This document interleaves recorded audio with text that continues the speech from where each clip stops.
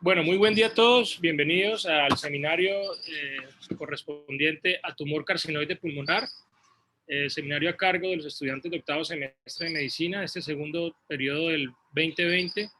Las doctoras Karen Dayana García Martínez, la doctora Jaime Joana Valencia Esteves, la doctora Axia Xiomara Vargas Cárdenas, pues hoy nos han realizado un trabajo para unirse a esta campaña de lucha contra el cáncer de pulmón esta semana entre el 17 y el 20 de noviembre del 2020 que hemos liderado y donde la Universidad de Pamplona ha sido uno de los participantes con compromiso, con motivación, y pues hoy me hace muy feliz de que esta presentación de ustedes, de sus rotaciones prácticas, haga parte de esta semana. Entonces, les doy la bienvenida, doctores, adelante.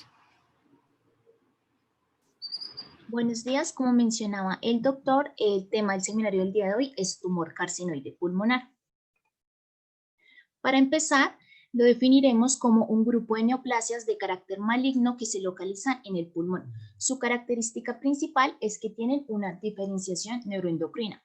Por ende, su curso clínico es relativamente indolente. Estos tumores, al igual que en el pulmón, podrían afectar otros órganos, como lo son el timo, el ovario y el tracto digestivo. Para entrar en contexto, diremos que el sistema neuroendocrino difuso es un conjunto heterogéneo de células que son especializadas, tienen un distinto origen embriológico, pero comparten unas funciones muy similares a los órganos endocrinos, tales como el páncreas, la hipófisis, la médula suprarrenal y, debemos decir que especialmente en los pulmones, estas células tienen a cargo una función muy importante y es detectar los cambios gaseosos, tales como una disminución en la concentración de oxígeno o un aumento del dióxido de carbono. ¿Qué pasará con esto? Una vez se detecten, se enviarán mensajes químicos con el fin de promover una adaptación pulmonar. Algunas características importantes a tener en cuenta a lo largo de la charla es que estos tumores suelen tener una localización central en un 95% de las ocasiones. Y también son lesiones solitarias, pero en algunos casos muy raros podrían observarse varias lesiones. Además, miden más de 5 milímetros.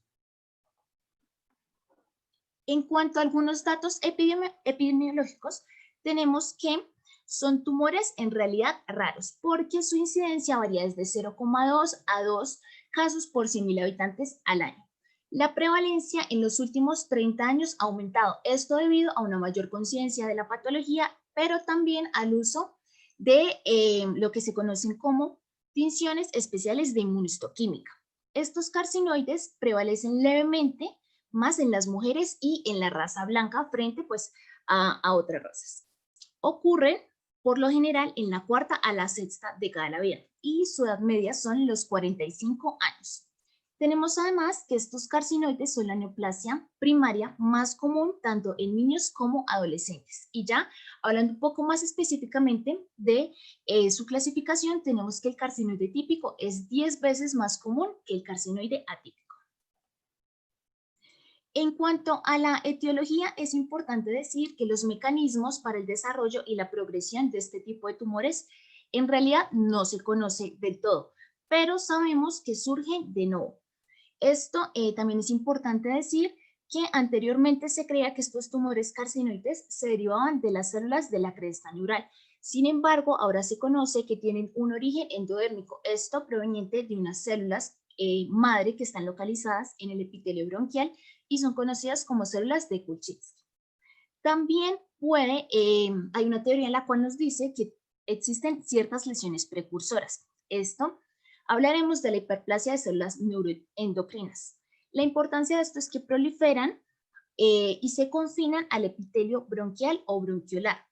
Y observaremos que histológicamente se ven así, una prominencia de capas de células uniformes, están orientadas basalmente y se van a levantar hacia lo que es el epitelio respiratorio normal.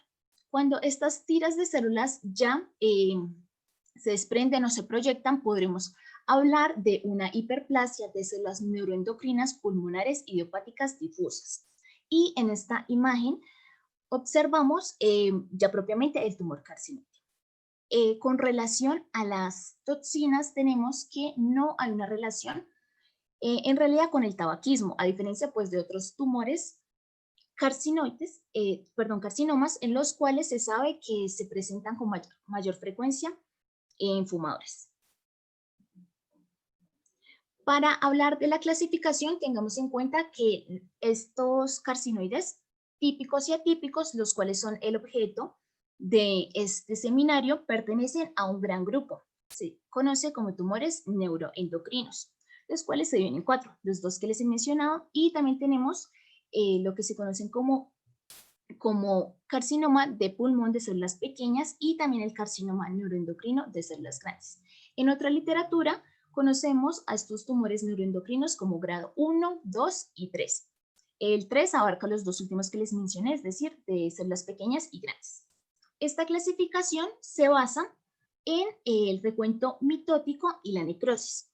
Las características macroscópicas y microscópicas relacionadas con la histología más adelante las estudiaremos. Por ahora es importante entender que la necrosis es importante detectarla en una muestra extensa del tumor. ¿Esto por qué?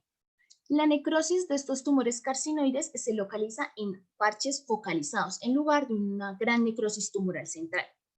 ¿Por qué es importante saberlo? Bueno, para el carcinoide típico no presenta necrosis, mientras que el carcinoide típico podría presentarlo.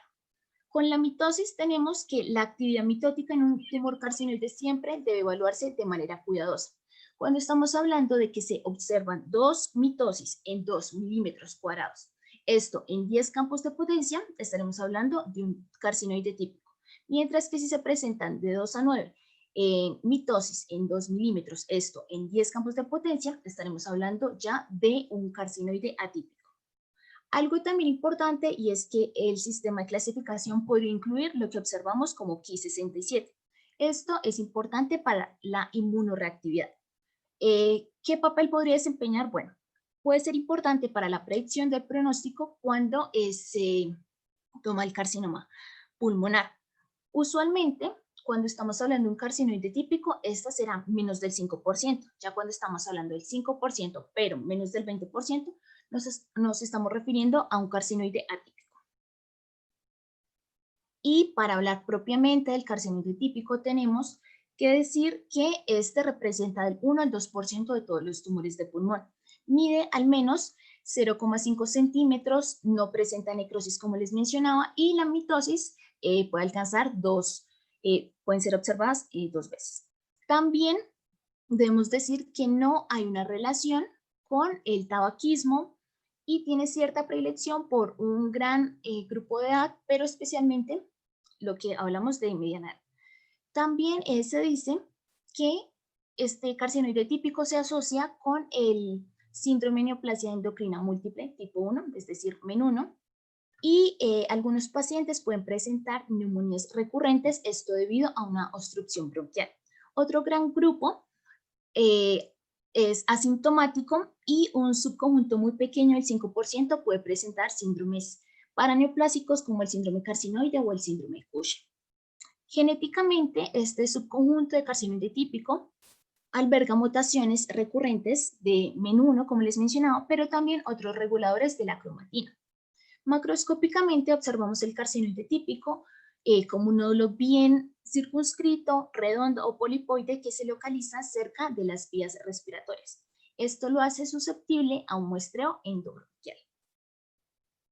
Y el carcinoide atípico, este es aproximadamente 10 veces menos común que el carcinoide típico. Al igual que el típico, tiene cierta predilección por los pacientes de mediana edad y no se asocia al tabaquismo. Además, estos pacientes pueden descubrir este carcinoide atípico como un hallazgo incidental o presentando clínica de obstrucción bronquial. Raramente se asocia con el síndrome carcinoide, a diferencia del típico, y la metástasis en este contexto es bastante rara. Las mutaciones de igual manera se presentan en MEN1 y estos otros genes, con las características que les venía mencionando, de 2 a 9 mitosis observadas en 2 milímetros cuadrados y la posible presencia de necrosis. Con las manifestaciones clínicas tenemos que aproximadamente el 25% de estos pacientes son asintomáticos. Otro grupo puede tener hallazgos relacionados con la obstrucción bronquial, como la tos persistente, hemoptisis, también la neumonitis recurrente u obstructiva, y pueden presentar sibilancias, dolor en el pecho y disnea. Aunque en realidad son infrecuentes, los síndromes endocrinos o neuroendocrinos pueden ser la manifestación inicial de este tipo de carcinoide. ¿Cuáles se van a presentar? El síndrome carcinoide, hipercortisolismo, el síndrome de Cushing, secreción inapropiada de ADH, un aumento de la pigmentación secundario al exceso de la hormona estimulante de los melanocitos. Especialmente el síndrome de Cushing, se sabe que el tumor carcinoide es la principal causa de este síndrome de Cushing paraneoplásico. ¿Qué clínica podría presentar? Bueno, si estamos hablando del síndrome carcinoide, es común que presenten fiebre, rubor, náuseas, vómito, diarrea, hipotensión, sibilancias y disnea. Y en cuanto a los signos físicos, estos dependen en general del grado de compromiso y del grado de obstrucción que tenga el paciente. Entonces puede variar desde una disminución de los ruidos respiratorios hasta la matidez o crepitaciones y frotes pleurales si estamos hablando de una posible infección asociada. También presentan síntomas generales tales como la pérdida de peso, astenia y adinamia.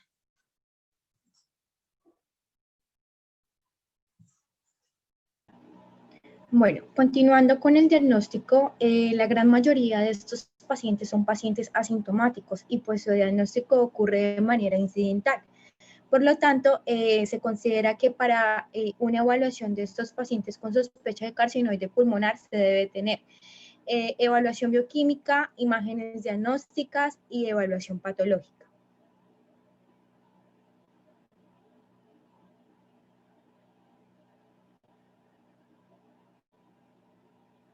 Siguiente, por favor. Respecto a la evaluación bioquímica, se plantea de que debe limitarse ya sea a la medición de la cromogranina aplasmática. Asociado a esto también se debe solicitar para los pacientes un hemograma, electrolitos, una función hepática y función renal, siempre asociado pues a otros procedimientos diagnósticos. Se considera que las pruebas específicas deben realizarse solo en pacientes con una sospecha de síndrome de secreción hormonal. Por otro lado, lo que es la determinación urinaria del ácido 5-hidroxindol acético es útil en pacientes con un síndrome carcinoide. Así se considera que el cortisol sérico y el cortisol libre en orina de 24 horas más la determinación del nivel de la adrenocorticotropa se realiza en pacientes con sospecha o que estén cruzando con una enfermedad de Cushing. Por otro lado, se considera de que la somatocranina y los niveles o el factor de crecimiento de insulina se utilizan en pacientes con signos de acromegalia. Algo importante que considerar es que los carcinoides pulmonares pueden estar asociados raramente con lo que es un síndrome de Meni, menor al 5% o igual a esto. Entonces, en estos pacientes no debe confundirse si se trata de una diseminación metatáxica o si es un cáncer secundario. Respecto a estos pacientes se debe indagar antecedentes familiares, lo que es un examen clínico y pruebas de prolactina. Bueno, respecto a la evaluación radiológica, se considera de que el estándar de oro para la detección radiológica es la tomografía computarizada contrastada. Con base en esto, se requiere un retraso alrededor de los 20 segundos entre la inyección del contraste y la adquisición de las imágenes, pues para obtener un buen realce de contraste respecto a esas estructuras mediastínicas. Algunos pacientes pues presentan contraindicaciones y no se puede efectuar la tomografía computarizada contrastada. Por lo tanto, se solicita la de alta resolución y con base en esta se puede evaluar si hay presencia de broncograma aéreo dentro de un nódulo pulmonar y este sería como un indicativo de lesión maligna. Se considera que la aparición radiológica más común de estos tumores pues, es un nódulo pulmonar, un nódulo periférico de una forma redonda u ovoide con márgenes ya sean lisos, márgenes lobulillares, y que alrededor del 10% de los pacientes pueden presentar lesiones múltiples, lesiones bilobulares, a menudo asociadas con calcificaciones. En la tomografía que observan a la parte izquierda se puede apreciar de que es una tomografía de una mujer de 37 años de edad. Ella presenta lo que es un carcinoide de pulmón, de bronquio izquierdo, y asociado a esto presenta una atelectasia del lóbulo superior izquierdo. Por otro lado, se considera de que alrededor o más del 40% de los casos pues, pueden ser detectados por un patrón de radiografía de tórax. Y este patrón, como lo dije anteriormente, incluye la presencia de una masa tumoral o puede estar asociado con lesiones indirectas. Son lesiones que afectan o llevan a cambios parenquimatosos y pueden asociarse con una obstrucción bronquial. La obstrucción bronquial en los pacientes puede ir acompañada ya sea de una atelectasia persistente, de una consolidación secundaria a neumonía y también cambios y bronquiectasia e hiperinsuflación.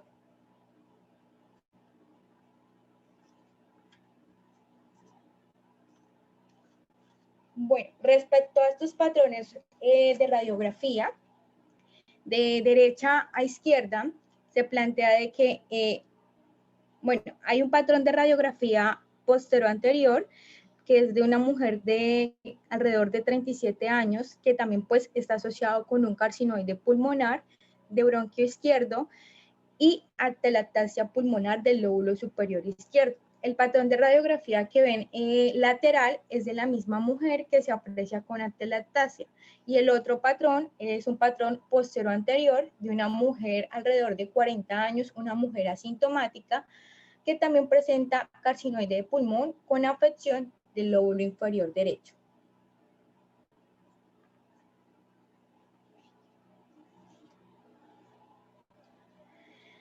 Bueno, se considera que alrededor del 80% de los tumores se expresan para los receptores como somatostatina 2 y 5. Por lo tanto, se puede solicitar esa gammagrafía con intentriotida o triotida, que es una gammagrafía del receptor de somatostatina o trioscam. ¿Por qué?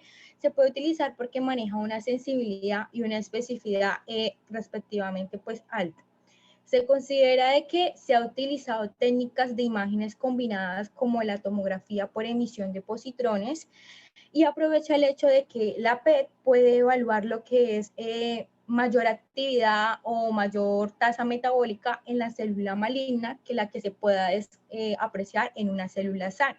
Se considera de que el proceso, ya sea por administrar una molécula etiquetada de fluoro 2-desóxido de glucosa, realiza pues ese análisis metabólico de la sustancia dentro de la célula, del sistema de órganos o de imagen o de todo el cuerpo. Esta PET que observan acá es de un nódulo pulmonar solitario subpleural izquierdo, que en su principio fue inaccesible mediante una técnica de punción aspiración.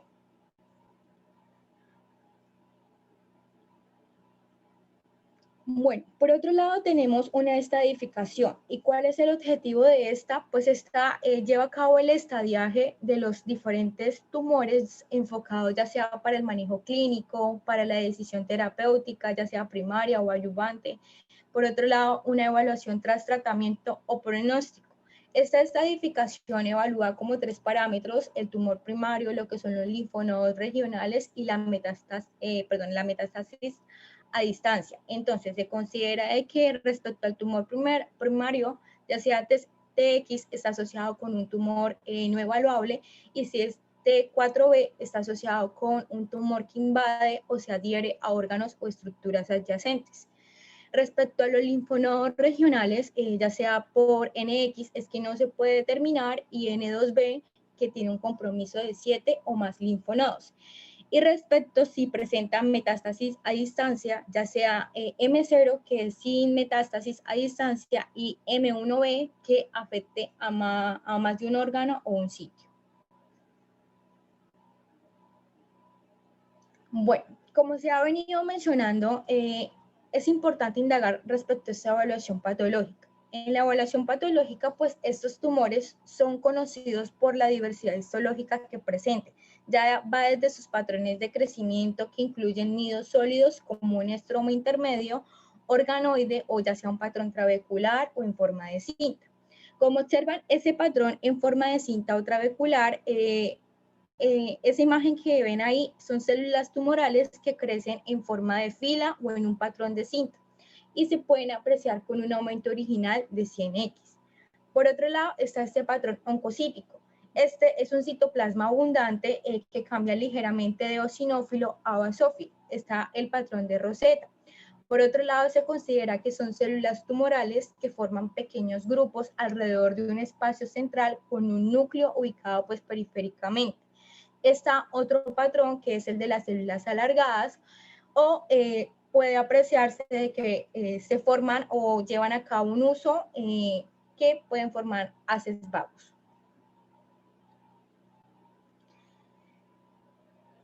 Bueno, se considera de que el hallazgo histológico más consistente es esa uniformidad citológica del núcleo celular, ya sea que provoque poca variación de una célula a otra célula. Además, se considera de que la cromatina se describe como presentación de sal y pimienta, como un punteado de cromatina, pero sin cromatina vesicular, intranuclear o presencia de nucleolos prominentes. Es importante darse cuenta de que se trata de que la mayoría de células, por las excepciones que puedan presentar dentro de un campo microscópico o que nieguen un hallazgo general. Estos patrones que observan acá representa ya sea una hiperplasia de las células neuroendocrinas que lleva a una proliferación uniforme, confluente, basalmente colocada. Y respecto al patrón que se encuentra hacia la izquierda, son células colocadas basalmente y las tiras del epitelio se proyectan hacia la luz de las vías respiratorias y la presencia de los alvéolos se encuentra rodeado pues, de estas células neuroendocrinas. Por otro lado, otras características que se pueden encontrar en los tumores, ya sea las calcificaciones, la hialinización del estroma o el amiloide estromal, pero se ha considerado que la calcificación sería más como una característica de imágenes por tomografía contrastada. Por otro lado, debido a la uniformidad que presentan las células y las características nucleares que tienen pues estas, los tumores carcinoides a menudo se consideran solo mediante esa evaluación, la evaluación morfológica que se tenga. Sin embargo, hay varios imitadores de carcinoides que pueden resultar en un diagnóstico diferencial. Entonces, se requiere de estudios auxiliares para su resolución. Entonces, por otro lado, se considera que en algunos casos esos tumores de grado bajo, como el caso del carcinoma mucoepidermoide, pueden tener similitud morfológica y pueden presentarse endobronquialmente en un grupo de edad superpuesto, pero se considera y se plantea de que la presencia de células productoras de mucosa puede ser útil para esa uniformidad y que se puede presentar un obstáculo debido a la uniformidad de los núcleos que pueda cruzar. Bueno, por otro lado está la inmunohistoquímica. Respecto a esta se plantea que es un complemento útil de la evaluación morfológica. La inmunoreactividad que se puede obtener de las citoqueratinas está presente en los tumores carcinoides. Sin embargo, es importante reconocer que alrededor del 10% de los carcinoides son negativos para las citoqueratinas más representativas, ya sea la AE1 y la AE3. Y que se requiere de una citoqueratina de bajo peso molecular conocida como la CAN5. Por otro lado, existen los marcadores neuroendocrinos que se utilizan a menudo como la sinaptofisina, la cromogranina y el CD56. Debido a que los carcinoides están relativamente bien diferenciados, estos marcadores, los que mencioné anteriormente, son relativamente sensibles en el contexto y el que más se utiliza es la cromogranina A, que es el más específico. Bueno, por otro lado, respecto a los aspectos macroscópicos, como se mencionó un poco anteriormente, del patrón de lo que es la a derecha e izquierda, pueden observar primeramente una resección en cuña de ese tumor carcinoide periférica. Se observa también una masa amarilla, tostada y roja sin umbilicación. Y el otro patrón se asocia con un tumor circunscrito ya sea por presencia de color amarillento y como tostado, pero más céntrico.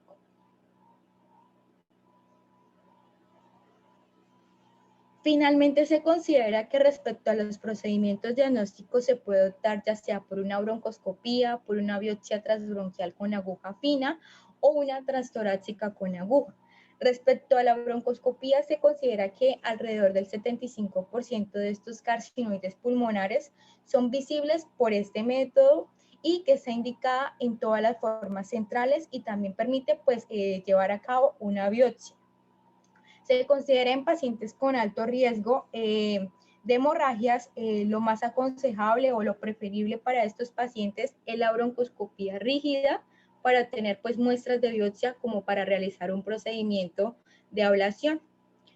Por otro lado, respecto a la biopsia transbronquial con aguja fina, se considera que se puede realizar para una masa carcinoide submucosa, aunque la pequeña cantidad de tejido obtenida puede dificultar el análisis, ese análisis histológico que se realice.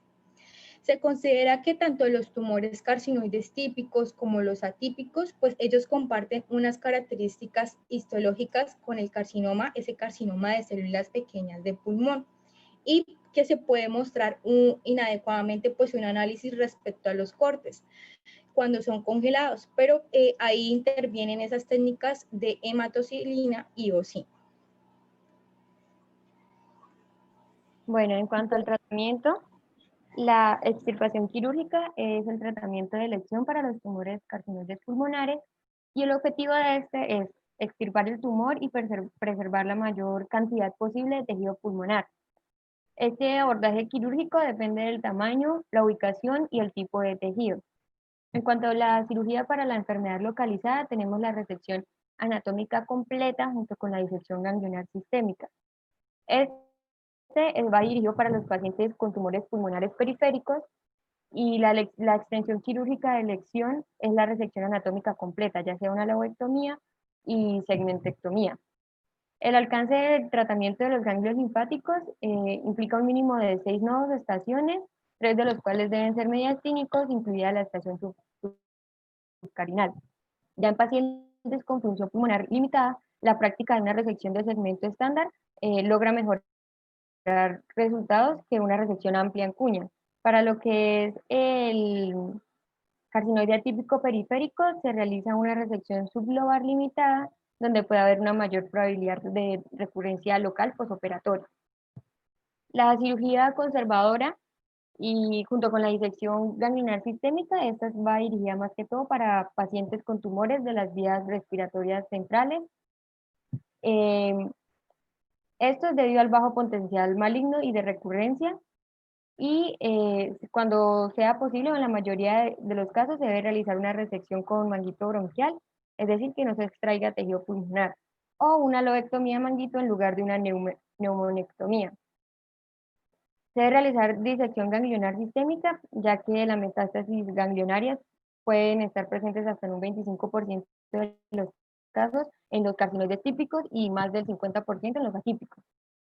En cuanto a la resección local, se pueden emplear técnicas de ablación local endobronquial, por ejemplo, como la resección con diatermia local y resección con láser, o periférica, por ejemplo, como la ablación con radiofrecuencia con fines paliativos. Siguiente. En cuanto a la cirugía para la enfermedad metastásica, hay poca evidencia para orientar la cirugía como parte del manejo multimodal en pacientes con enfermedad metastásica, pero esta se suele aplicar a carcinoides típicos y a atípicos con recuentos mictóticos bajos. En cuanto a la resección de hígado, la resección quirúrgica de las metástasis hepáticas puede considerarse con intención curativa para ayudar a controlar los síntomas o para la citorreducción cuando se puede extirpar más del 90% del tumor. Esta resección completa de las metástasis hepáticas ha aumentado las tasas de supervivencia general a los 5 años a más del 70%, por lo que siempre que sea posible se recomienda entonces resecar estas metástasis hepáticas. En cuanto a los requisitos mínimos para la intención curativa son, primero, que la enfermedad hepática sea resecable y esté en grado 1 o grado 2, con una morbilidad aceptable y una mortalidad menor del 5%.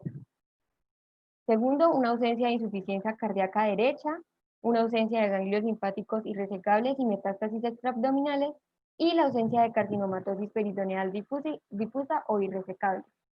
Siguiente. En cuanto a la terapia broncoscópica local, los tumores carcinoides pulmonares sin un componente extraluminal se pueden tratar mediante esta terapia, lo que da como resultado pues una excelente conservación del tejido que la resección quirúrgica como tal inmediata. Para la erradicación del tumor con tratamiento broncoscópico inicial, es importante la evaluación del crecimiento intraluminal y extraluminal. Y esto es más importante que la división entre si es un carcinoide típico o un atípico. Siguiente. En cuanto a la terapia médica, como nos dijeron antes, el carcinoide atípico es más agresivo que el típico y el manejo médico debe incorporar la revisión de reuniones multidisciplinarias. Los objetivos son controlar tanto los síntomas relacionados con las hormonas como el crecimiento tumoral. Y los factores que se deben tener en cuenta en este manejo son la diseminación metastásica del tumor primario y la calidad del control de los síntomas relacionados con las hormonas.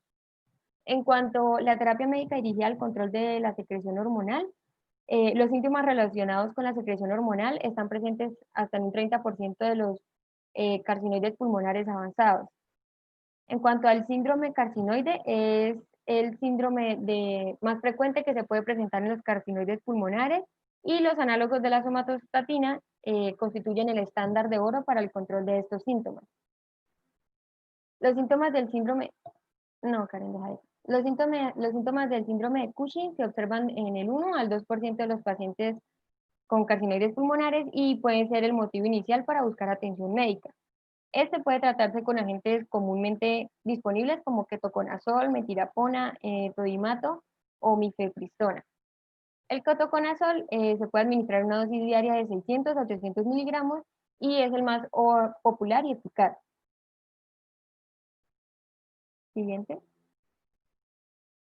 En cuanto al control paliativo de los tumores, en pacientes asintomáticos, principalmente con carcinoide típico o atípico avanzado, de índice proliferativo bajo y carga tumoral baja, se podría considerar y explicar al paciente una política de observación sobre la base de imágenes transversales regulares, inicialmente de 3 a 6 meses. Y como tiene un buen perfil de seguridad, los análogos de somatostatina deben considerarse como tratamiento sistémico de primera línea en pacientes con carcinoides pulmonares avanzados de bajo índice de proliferación. Se debe tener precaución en pacientes con alta carga tumoral, alto índice mitótico o tumor rápidamente progresivo y se debe realizar una primera imagen a los 2 a 3 meses. En cuanto a las terapias locorregionales, en ocasiones la radiofrecuencia o la crioablación del tumor primario se consideran un complemento de la cirugía o cuando no es posible la resección. Y la terapia radioterapéutica con receptores peptídicos se puede utilizar para tratar las metástasis tanto del típico como del carcinoide atípico. Siguiente. En cuanto a la quimioterapia sistémica, esta va dirigida a pacientes con carcinoides pulmonares progresivos, irresecables y avanzados, y la quimioterapia a base de platino, no hay como tal datos sólidos sobre la eficacia de esta en los carcinoides pulmonares, pero sí se ha demostrado que tiene buen éxito en el cáncer de pulmón de células pequeñas. Siguiente.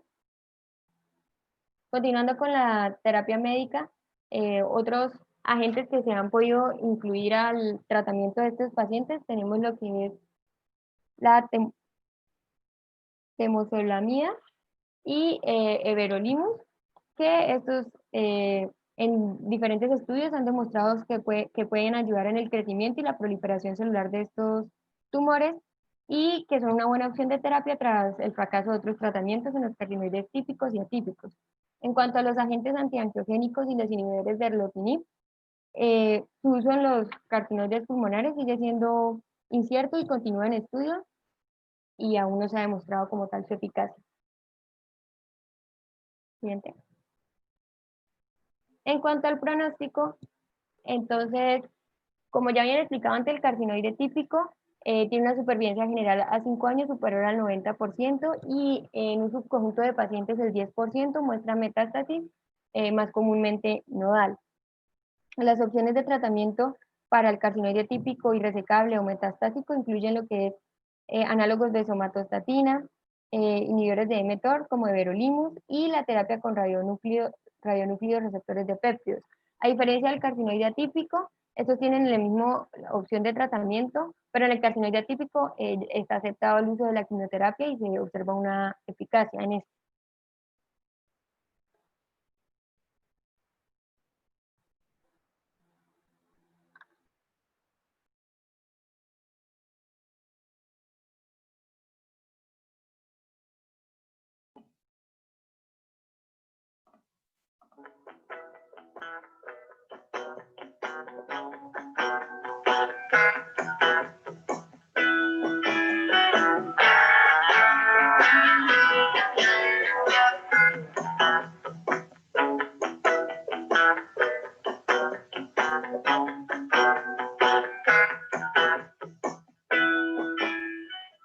Ante un tumor carcinoide atípico en el bronquio lobar inferior, se procede a una lobectomía inferior derecha con resección inicial de la vena lobar inferior.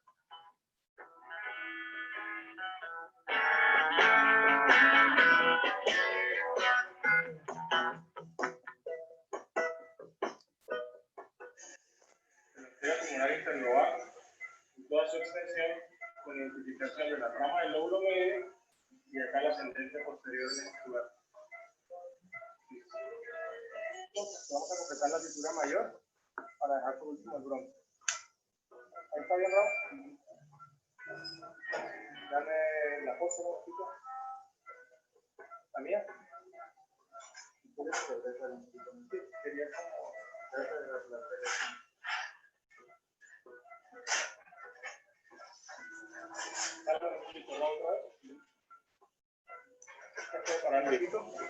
aquí tenemos la vena pulmonar inferior, que la acabamos de ligar hace rato.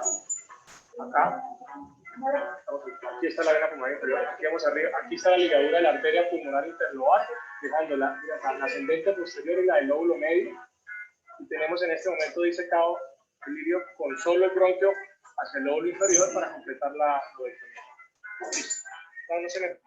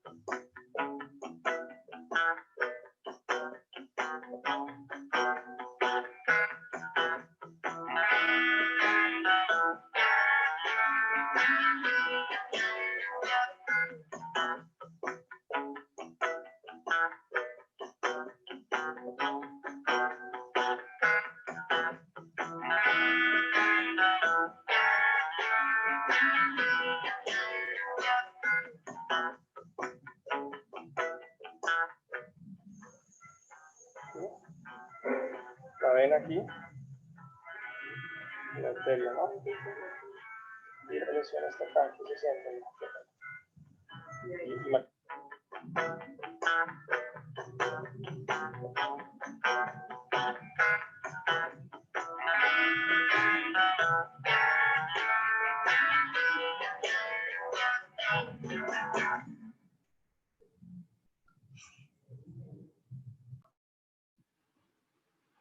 Muy bien, ese caso es un caso de una paciente joven que efectivamente tenía síntomas respiratorios dados por tos, algunas hemoptisis, y se documentó una lesión endobronquial que fue biopsiada como un carcinoide atípico, un tumor carcinoide atípico, y pues el objetivo en este caso era hacer una resección, como ustedes muy bien describieron, completa, oncológica, con el vaciamiento mediastinal, para garantizar el tratamiento ideal. En este caso era una lesión resecable y que implicaba la resección anatómica, que era una lobectomía inferior derecha. En este caso, por ser atípico, giramos a hacer resecciones anatómicas como homologando el tratamiento del cáncer de pulmón, ¿no? Sabemos que los tumores carcinoides no son cáncer de pulmón propiamente dicho, tienen una relación en cuanto a sus orígenes celulares, un componente neuroendocrino. Y pues efectivamente pues, logramos en este caso, y como lograron verlo en el video de inspiración, una resección mínimamente invasiva por cirugía por videotoracoscopia, realizada aquí en el Hospital Erasmo Meós con resultados eficientes. Quisiera que por favor me compartieran la presentación, por favor. Sí, señor, ya se la envió. Ahí creo que estaba la pantalla, tal vez interrumpí, pero pues el video quedó muy claro sobre la técnica y pues creo que no hay nada más que agregar aparte de contarles un poco el contexto clínico de la paciente. Entonces, quisiera que mostráramos la bibliografía.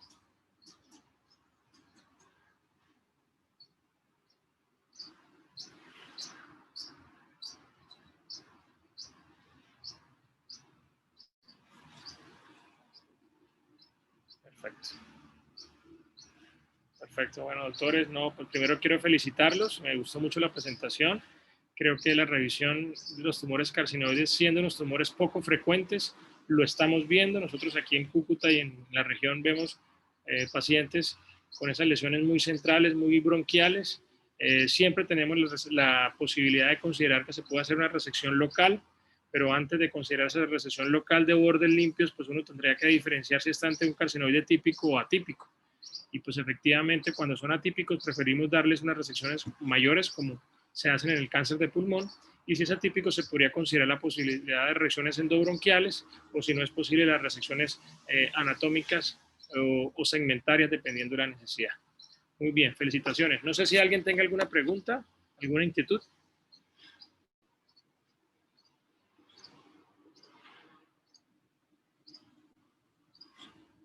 Bueno, yo creo que me gustó mucho su presentación, los felicito. Espero que la monografía que se va a desencadenar con esta revisión pues sea igual de completa, eficiente y que podamos tenerla como posible publicación en medios médicos nacionales e internacionales, doctores. Entonces, muchas gracias por su trabajo. Seguimos en contacto y gracias a los asistentes y a los que posteriormente van a ver esta presentación colgada en nuestra página de YouTube. Feliz día a todos. Gracias, doctor. Hasta luego. Feliz día. Hasta luego, doctor.